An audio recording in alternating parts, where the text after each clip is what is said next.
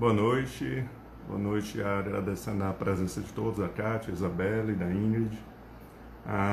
Hoje, dia 20 de janeiro, nós iniciamos uma série de lives, são 4 lives, é uma maratona voltada para o entendimento do transtorno bipolar. Hoje nós temos nossa primeira parte e nessa primeira parte vamos falar sobre entender o transtorno bipolar, como identificá-lo.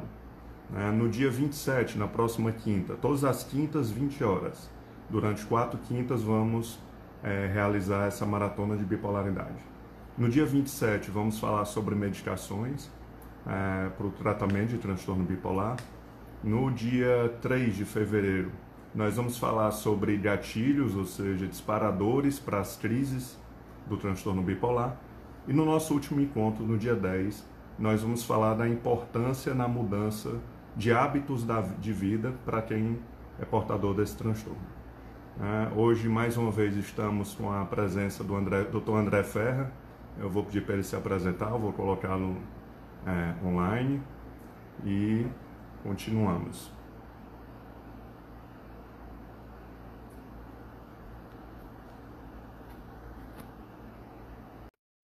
André, eu te convidei aí, deixa eu ver.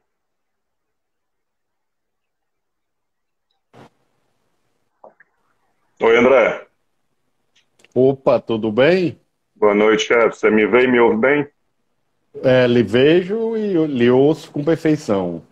Que bom, chefe.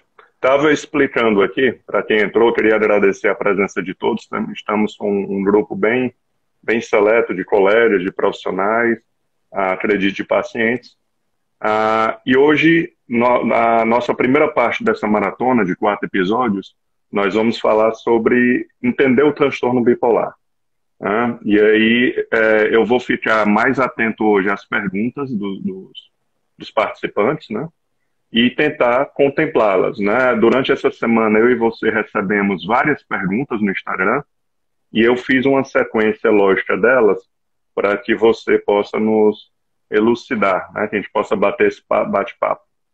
Antes de Claro. você se apresentar, André, o André é um dos maiores estudiosos do mundo no tema de transtorno bipolar. Além de estudioso e um acadêmico, é um excelente clínico, né? Que é raro ver um bom clínico e um grande pesquisador. Então, o André tem ótimos resultados, já bem conhecido em Fortaleza nessa área, né, nesse tipo de transtorno. E hoje vamos explorá-lo o máximo possível com muitas perguntas.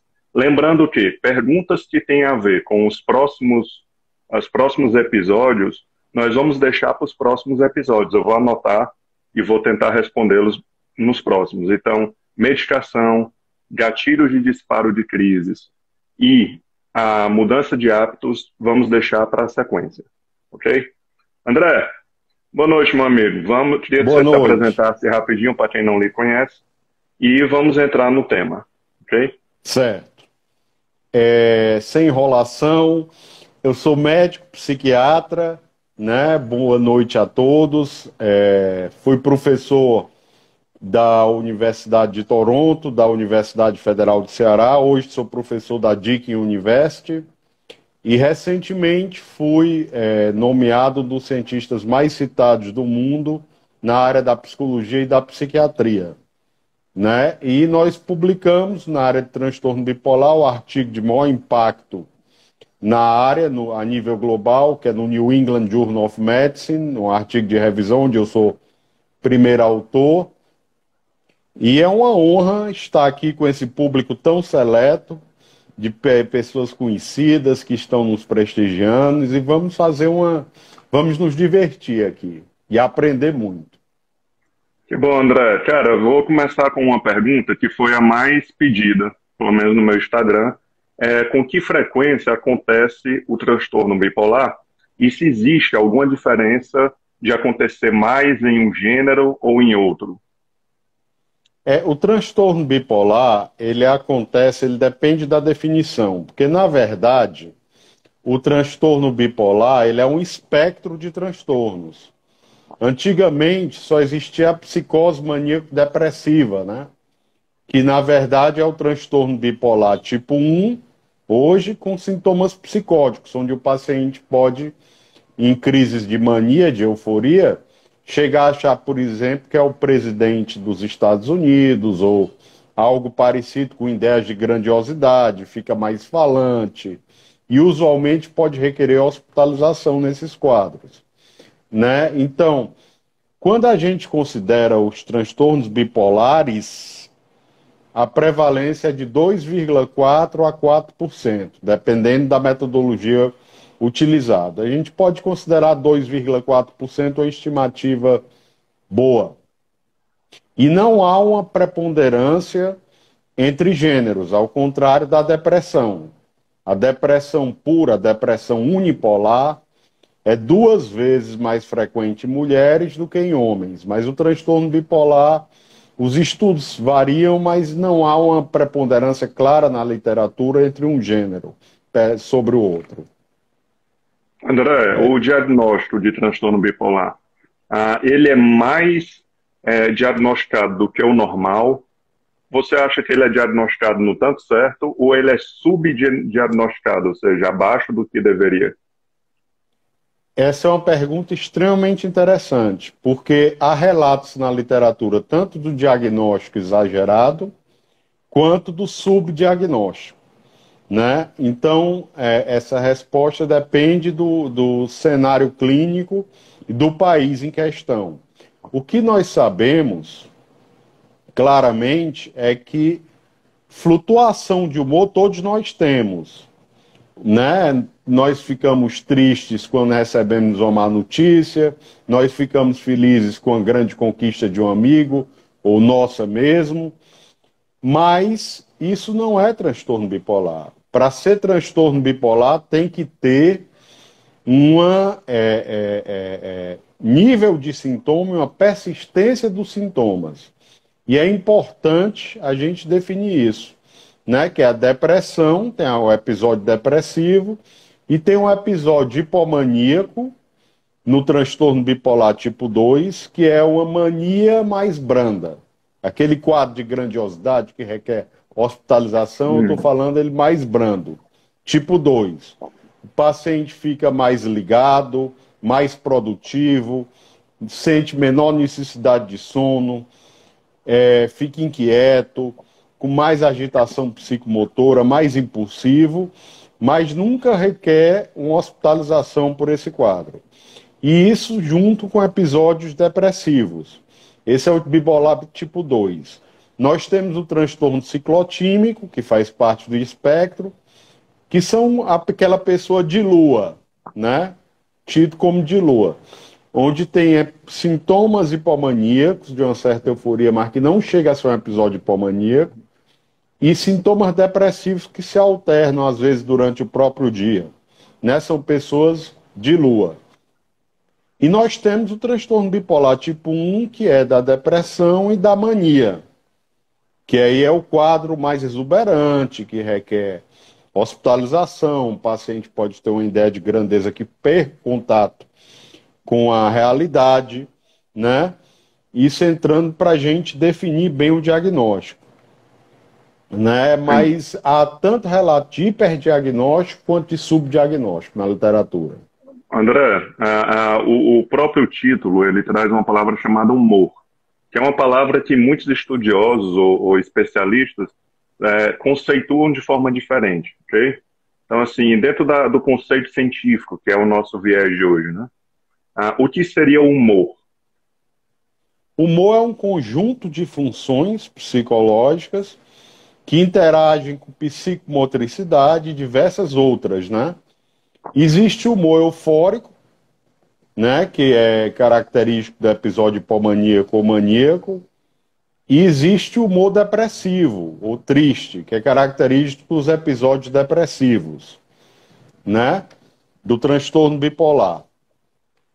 E o humor influencia diversas facetas do comportamento, como a psicomotricidade, a volição, que é a vontade de fazer as coisas, o desejo e outras funções psíquicas.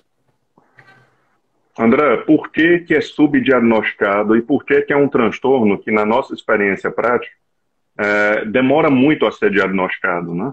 Muitas vezes o paciente já está há décadas tratando como uma depressão unipolar. Então, assim, quais são as explicações dessa demora?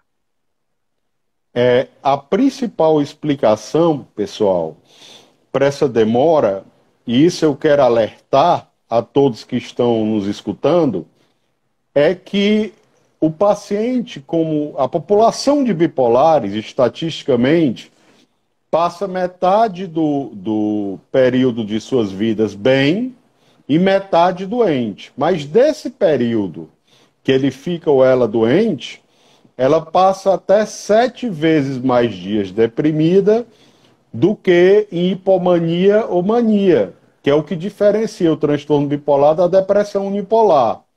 Então, o médico, fazendo consultas rápidas, às vezes no programa de saúde da família, a nível de atenção básica, ele esquece de perguntar a familiares esses sintomas mais sutis, né? O paciente ficou mais ligado, ficou comprando mais falante, pensando várias coisas ao mesmo tempo, não ficou, né? Então, isso é muito importante de ser perguntado, né?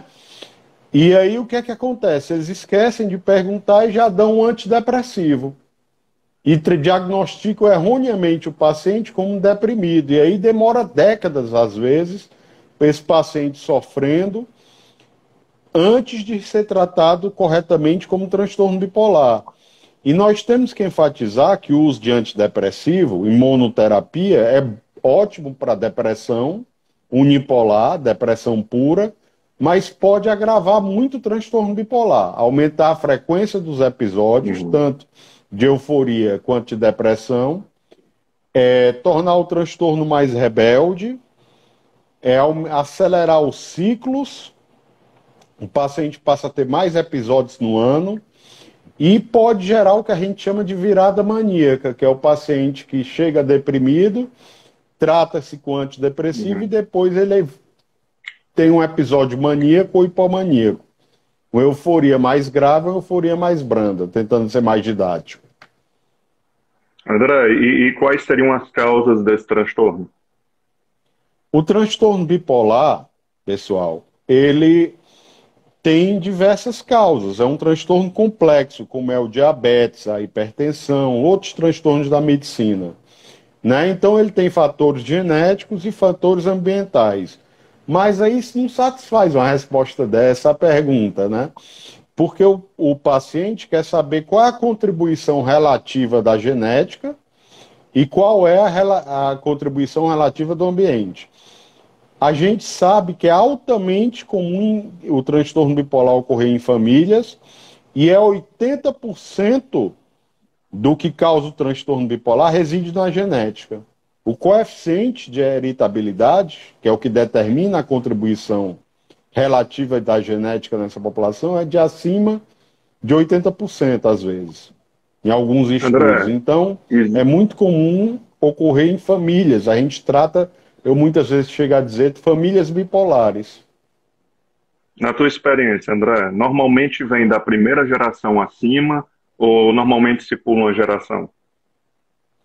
Não se pula. Geralmente vem da geração acima, vem o irmão, né? Então, quando você trata um deprimido, mesmo que ele não tenha tido um episódio hipomaníaco, mas ele tem um irmão bipolar, não é que você vai diagnosticá-lo como transtorno bipolar, mas acende uma sirene na cabeça do médico, deveria acender. Olha, vamos vigiar esse paciente, observar o comportamento dele ou dela, para ver se não surgem sintomas que permitam o diagnóstico do transtorno bipolar.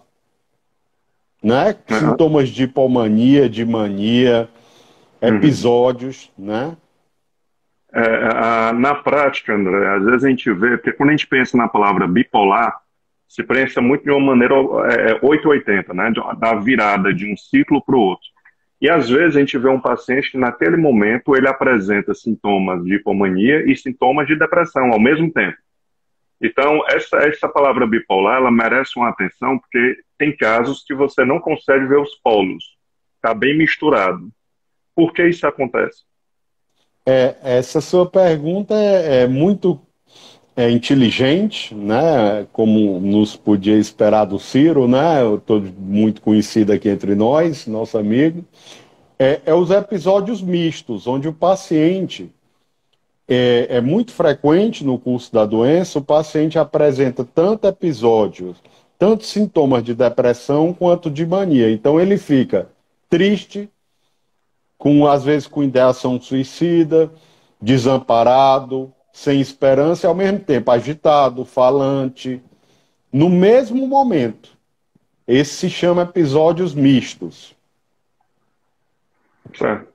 André, às vezes as pessoas, por uma brincadeira de mau gosto, ou uma brincadeira, né, em respeito a quem tem esse transtorno, brinca, fulano é bipolar, dormiu bem e acordou mal, né, e de uma hora para outra muda de humor.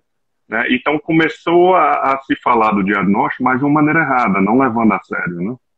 Ah, então, assim, vamos falar um pouquinho mais das características e a necessidade da permanência do transtorno na vida do sujeito, porque essa, sem dúvida, é a pergunta mais comum, né, mais frequente de qual é a diferença entre uma virada de humor e quando eu posso começar a pensar no diagnóstico do transtorno bipolar. É muito importante essa pergunta. Primeiro, para ser um diagnóstico psiquiátrico, você tem que entender que o transtorno tem que gerar uma incapacidade no trabalho, na vida sexual, nas relações interpessoais, em várias dimensões, muitas vezes, né? Então a mudança de humor, ela tem que gerar uma incapacidade, ela tem que ser persistente. E uma curiosidade que eu vou dizer a vocês é que à medida que o transtorno progride, né, no primeiro episódio, seja ele depressivo ou maníaco ou hipomaníaco, você consegue identificar um fator desencadeante, por exemplo, a morte de um ente querido, o fim de um relacionamento longo, a perda de um emprego e outros desencadeantes. Mas, à medida que o transtorno progride, esses episódios ganham vida própria e você não consegue mais identificar um desencadeante, muitas vezes. O transtorno a gente chama que neuroprogrediu. Uma colega aqui chamada Priscila Alessandra, desculpa, ela perguntou como é a personalidade, se existe algumas características próprias de uma personalidade com um paciente bipolar. Só para trazer aqui uma comparação boba, como a genética ela tem uma influência muito forte sobre o diagnóstico, vamos pensar na genética como um piso onde vai ser erguido um muro de tijolos. Né? Esse muro seria a personalidade. Um conjunto de características que, desde que se nasce, começa a ser montado até seu último dia. Né? E, claro, se o terreno é um terreno lamacento, é uma genética mais difícil, com uma configuração mais complicada, mesmo assim dá para construir um bom muro. Ou seja, dá para formar uma boa personalidade sob uma genética que não favorece. Assim como nascer com uma genética a nível de neuro perfeita não garante a construção de um bom muro, de uma boa personalidade. Né? Então, eu queria que você explicasse um pouco sobre a possível interação entre a personalidade e a bipolaridade. É muito importante essa pergunta, tem duas vertentes, né? Primeiro, os temperamentos afetivos, que nada mais são, não é uma doença, mas é a parte mais herdada, mais genética da personalidade, os temperamentos, e nós temos diversos temperamentos afetivos predominantes. Dentre eles, o hipertímico, aquela pessoa que está sempre para cima, feliz, e o ciclotímico, que é aquela pessoa que muda de humor, mas não tem um transtorno ciclotímico, que é parte do espectro bipolar. Esses dois temperamentos, quando se manifestam, eles predispõem o indivíduo a transtorno bipolar. E a genética desses temperamentos é semelhante à genética do transtorno bipolar. Então seria como se fosse um pré-bipolar, um pródromo. Entendi. André, e quais Né? são os outros transtornos psiquiátricos que geralmente estão associados ao transtorno bipolar? Se fala muito, uma das perguntas que também eu recebi demais foi diagnosticada como o transtorno de personalidade borderline. Qual é a diferença disso com um transtorno bipolar? É uma dúvida bem frequente, tanto dos profissionais como de quem já estudou o assunto, né? Queria que você explicasse bem sobre essa diferença e depois falando da associação com outros transtornos, né? É verdade. O transtorno de personalidade borderline, alguns consideram ser parte do espectro bipolar. Hoje nós não consideramos. O transtorno de personalidade borderline, ele tem mudanças, tem uma instabilidade afetiva realmente, mas ele tem outros sintomas, como a intolerância à frustração, episódios de raiva e vazio, sentimentos de vazio e de raiva que se alternam, automutilação, né? O paciente se corta muitas vezes e é muito frequente, é um dos transtornos psiquiátricos que frequentemente ocorrem no transtorno bipolar, em comorbidade, junto com o transtorno bipolar e vice-versa. O que é que ocorre também frequentemente no transtorno bipolar? O transtorno de ansiedade generalizada, a doença da preocupação, né? E nós vamos falar depois numa live subsequente o que é a doença da preocupação, né? A doença que como eu criei esse termo para definir transtorno de ansiedade generalizada, né? E a dependência química acontece bastante no transtorno bipolar, né? Inclusive, na nossa live anterior, a gente falou que o uso da maconha na adolescência pode desencadear episódio maníaco. Pode ser um desencadeante para o surgimento do transtorno bipolar na adolescência. André, por que que com o passar do tempo o transtorno bipolar se torna um tratamento mais difícil, né? Assim, quando se pega um sujeito, por exemplo, que tem 60 e poucos anos de idade, nunca apresentou nenhum sinal de transtorno bipolar, e de repente tem ali um episódio que parece um episódio maníaco, é importante averiguar outras questões, né? Como um câncer, um AVC, porque o Sem bipolar dúvida. geralmente ele é diagnosticado mais precocemente, né?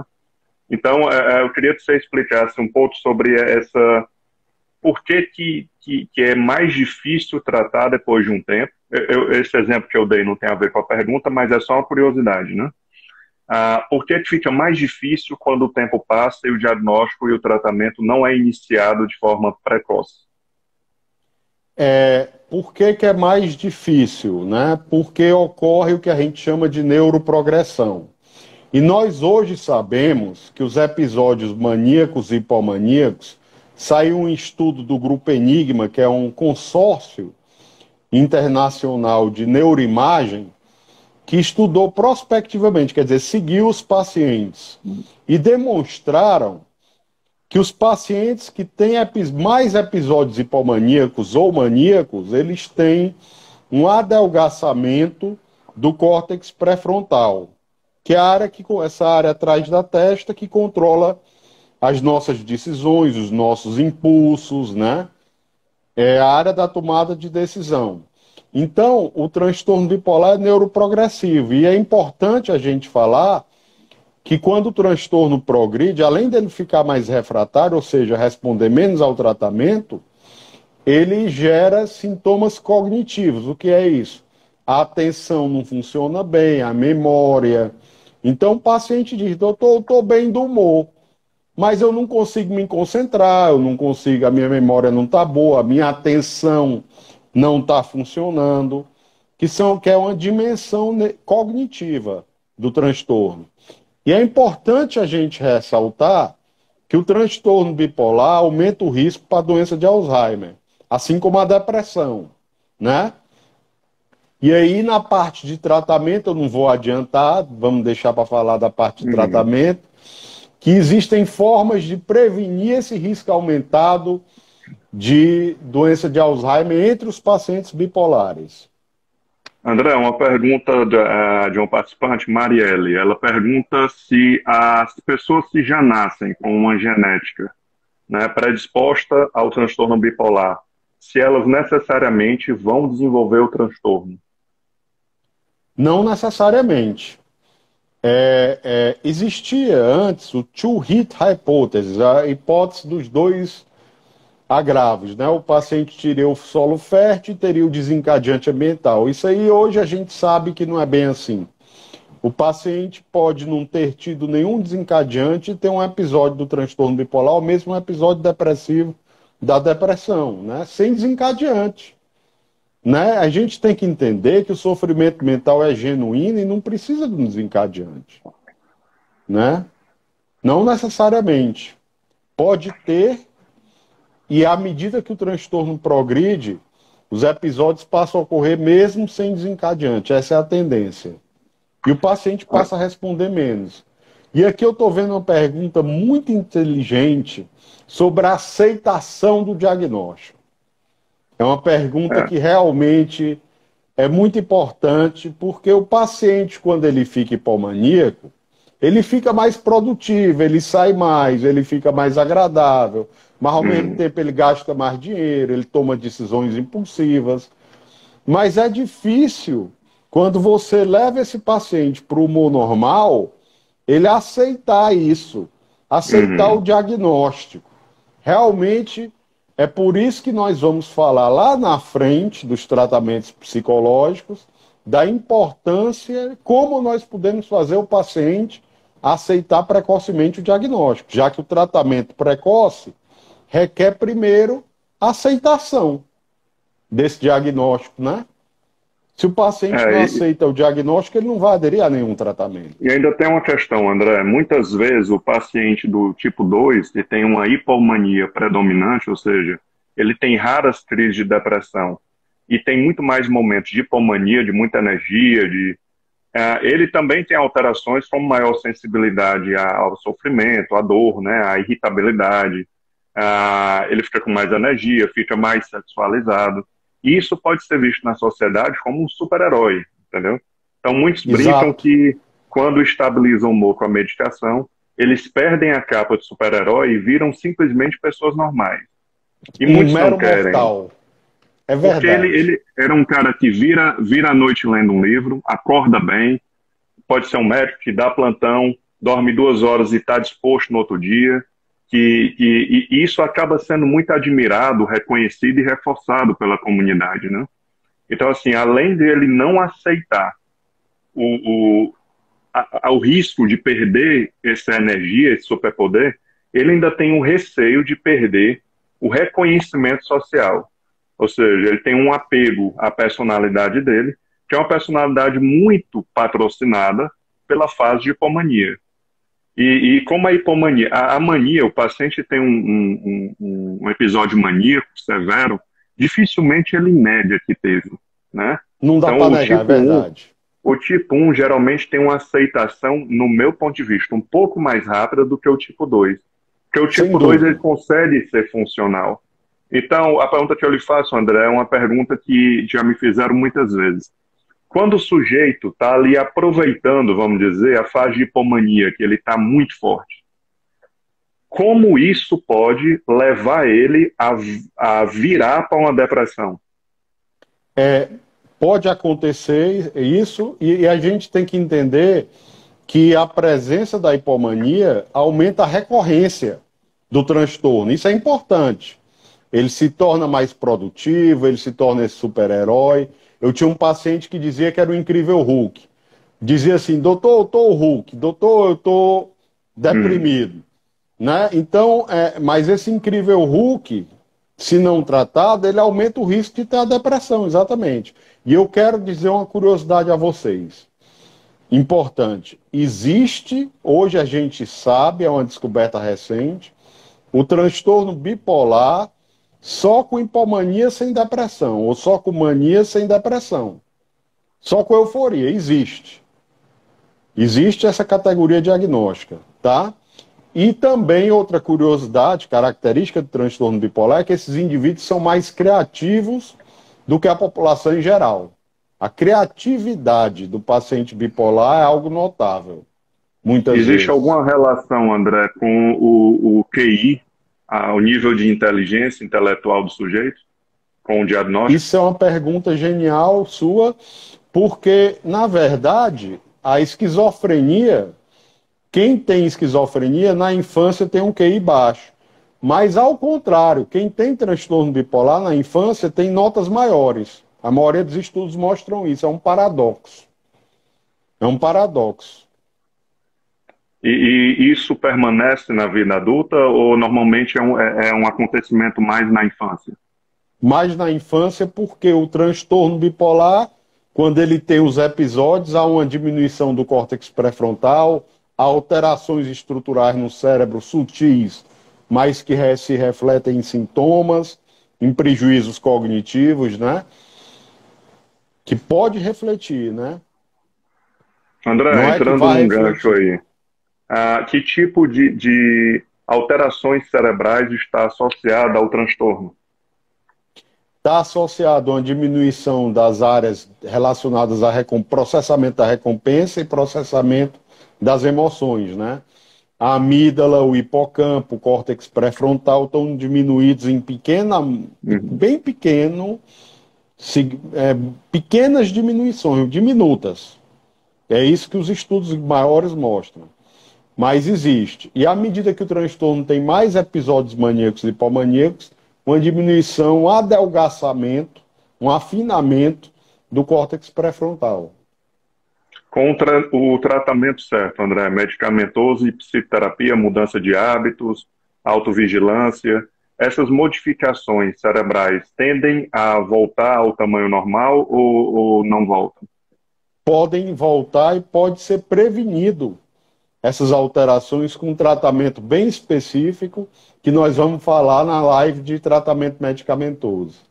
Ótimo, que é Nós a vamos próxima, quebrar né? os estigmas, né? Quebrar os Tá. estigmas na nossa próxima live, que é o maior inimigo da saúde mental, o maior inimigo do psicólogo, do psiquiatra, ainda é o preconceito, né? E, infelizmente, quando diz assim, o fulano é meio bipolar, é preconceituoso, né? Uhum. É estigmatizante, né? É uma doença séria que requer tratamento, o paciente requer humanização, respeito, Uhum. né? E nós temos que lidar com esse estigma ainda nos dias de hoje, né? Em 2022, nós ainda temos que lidar com esse tipo de estigma, infelizmente. Mas nós estamos aqui na luta, né, meu amigo, para A combater ideia é essa, isso. cara. André, É, uma participante chamada Carla perguntou se há um maior risco de suicídio em pacientes bipolares ou com o diagnóstico borderline. há um maior risco em ambos. Há um risco de 15% em pacientes borderline de cometerem suicídio Uhum. e de até 20% em pacientes bipolares. Há André, um risco aumentado. quando a gente trata alguns casos, é notório que tanto na virada para hipomania ou mania, como na virada para depressão, o sujeito ele diminui a capacidade de controle inibitório de pensamentos, de condutas, né? Em cima e embaixo. E aí se pensa em uma disfunção do córtex. Eu queria que tu explicasse na parte biológica por que que quando o sujeito está na hipomania ou no estado deprimido, ele vai ter mais dificuldade de controlar pensamentos e ações. É porque o córtex pré-frontal, essa região atrás da testa, é o gerente cerebral, pessoal. É aquele que inibe. Por exemplo, eu posso querer alguma coisa, mas é socialmente inaceitável o meu desejo. Então ele inibe, olha, para. É a turma do deixa disso, do cérebro. Então, na hipomania, essa região do cérebro, em parte, não funciona tão bem. E embaixo também, subcorticalmente, a amígdala, né? Que é das Isso. emoções mais fortes, dos instintos. O sistema límbico está hiperativo, né? Então ele tem mais desejo sexual, ele tem mais desejo de gastar, ele tem a recompensa dele, a necessidade de recompensa é maior. Então, essa é a correlação biológica. E eu queria trazer um assunto aqui que a gente não pode deixar passar em branco, é que corpo e mente são um único pacote. Isso vem da filosofia, né? O Descartes, que era o filósofo francês, dizia: penso, logo existo. E ele separava, era um dualista, né? Separava a mente do corpo. E o Spinoza, não, era um monista. Corpo e mente são a única coisa. Então, o paciente bipolar, ele tem uma saúde física mais prejudicada muitas vezes. Ele tem um risco maior de diabetes, de obesidade, de tabagismo, um risco cardiovascular aumentado. E dado o estigma, mesmo nas sociedades desenvolvidas, esses pacientes, o clínico geral, agenda menos frequentemente as consultas de segmento para controle da hipertensão, do diabetes, da obesidade, o tratamento desses pacientes das questões físicas, que são mais frequentes que a população em geral, levam menos atenção. Tem menos atenção dos médicos. Em grande parte por causa do estigma entre próprios profissionais de saúde, não psicólogos, não psiquiatras, quero crer. Infelizmente. André, tu tocou na palavra cultura.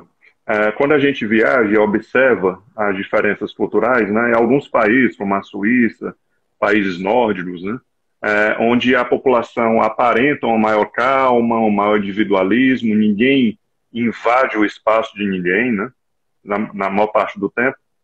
E isso pode ajudar a identificar mais rápido o transtorno bipolar. Porque você imagine nós, numa cultura que valoriza o consumismo, valoriza a sexualidade, quer dizer, quanto mais o sujeito quer sexo, mais potente e galanteador ele é, né? Um país onde a pessoa ser acelerada e fazer muita coisa ao mesmo tempo não é um defeito, é agilidade. Né? Então, esse é um fator a mais, que a gente não falou no começo sobre o que dificulta o diagnóstico, a questão cultura. Às vezes, não, mas lá em casa todo mundo é assim. Então, até o fato de ter uma família com várias pessoas diagnosticadas torna aquele diferente algo normal. Né? Então, assim, essa parte cultural, antropológica, sim, aí cabe um livro, não vai ser a nossa conversa hoje.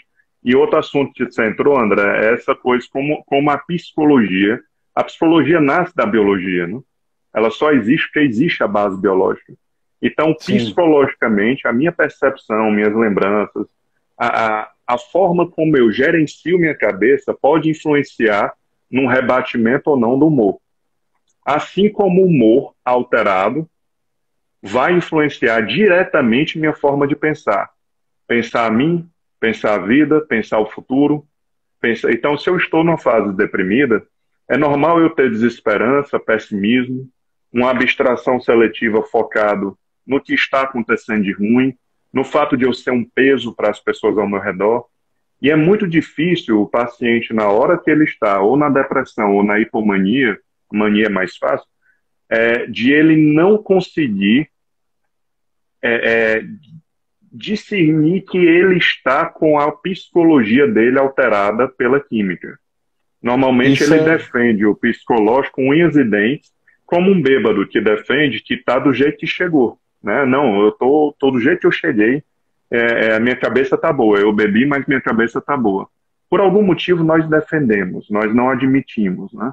Cabe à terapia, a gente vai falar disso nos outros episódios, aumentar o autoconhecimento e o sujeito conseguir identificar tanto as mudanças biológicas como as mudanças psicológicas. Né? É muito importante essa pergunta, porque, por exemplo, na China, ninguém sabe por que a prevalência do transtorno bipolar é de 0,5%. Em alguns estudos, 0,2%. E talvez seja porque a cultura chinesa não é capturada, o transtorno bipolar lá, pelo sistema ocidental de classificação diagnóstica. E aí vem uma questão importante. Por exemplo, quando a hipersexualidade é um sintoma. Porque, por exemplo, se você tem uma pessoa que é de uma família religiosa, arraigada, nordestina, imagine uma pessoa em Amsterdã. Então, uma pessoa em Amsterdã ter 3 relações com 3 pessoas diferentes na semana pode não ser culturalmente inadequado. Então, você não conta como sintoma. Por isso que eu pergunto, olha, você teve essas relações contra a sua vontade, você acha que exagerou? Então, você tem que contextualizar o sintoma dentro de uma cultura, para poder ele ser contado como parte do diagnóstico. Eu concordo plenamente com essa sua observação. André, Muito há uma importante, pergunta muito que eu aguda. recebi.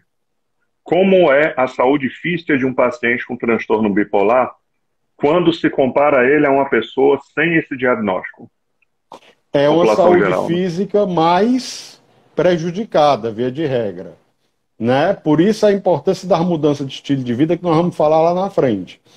Né? Então ele tem um maior índice de obesidade, de tabagismo, de diabetes mellitus tipo 2, de hipertensão e tem um risco cardiovascular global aumentado. O Esse paciente com risco transtorno bipolar. cardiovascular, André, é mais uma questão relacionada à genética bipolar ou aos hábitos do sujeito? É mais genético. Já Mais existe uma maior genético. predisposição, né? Há uma maior predisposição à genética compartilhada. E André, já entrando no assunto, quais são os riscos que uma pessoa que tem o diagnóstico deve estar atento e que justifica ele procurar um tratamento? E é um tratamento que depois que se fecha o diagnóstico, algumas pessoas perguntam, fiz o tratamento para bipolaridade, será que um dia eu vou parar a medicação e não tenho mais o diagnóstico? Queria que você explicasse sobre essa questão da continuidade ou do início precoce do tratamento e os riscos de não fazê-lo. É o risco de não tratar precocemente, é a doença progredir, os episódios se tornarem mais frequentes e de difícil tratamento, né? Como nós falamos. Além dos sintomas cognitivos, né? Que é um problema na atenção, na memória, no julgamento, né? Então isso é muito importante, né? De a gente entender. E aí é muito importante a gente enfatizar o diagnóstico precoce, a aceitação e o tratamento mais precoce possível, e não, como os estudos mostram, que demoram décadas para o paciente receber o diagnóstico e o tratamento adequado. André, nossa primeira pergunta, a gente falou sobre se existe uma maior prevalência entre homens e mulheres por diagnóstico.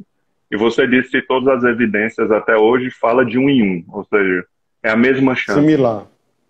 Só que na clínica, a maioria das pessoas, uma colega aqui está dizendo que atende muito mais homens do que mulheres. Os sintomas, a apresentação do transtorno, existe uma diferença entre ser um homem ou numa mulher? Essa diferença não existe. O que acontece, pessoal, é que o homem tem a testosterona e você sabe que tem uma coisa na medicina, um conceito, que é o viés de Bergson. O que chega da nossa clínica não representa o que acontece na população. Então, quando a gente diz que não há preponderância entre gêneros, é considerando estudos populacionais. Mas na minha prática clínica, não representa a população de bipolares.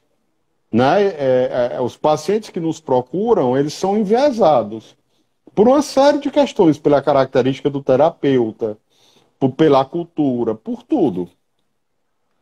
André, uma pergunta minha. Você está vindo de um tempo no Canadá e na maioria das cidades do Canadá existe aquela depressão sazonal ligada ao inverno, né? A falta de luminosidade e tudo. Esse efeito ambiental também tem influência sobre a bipolaridade?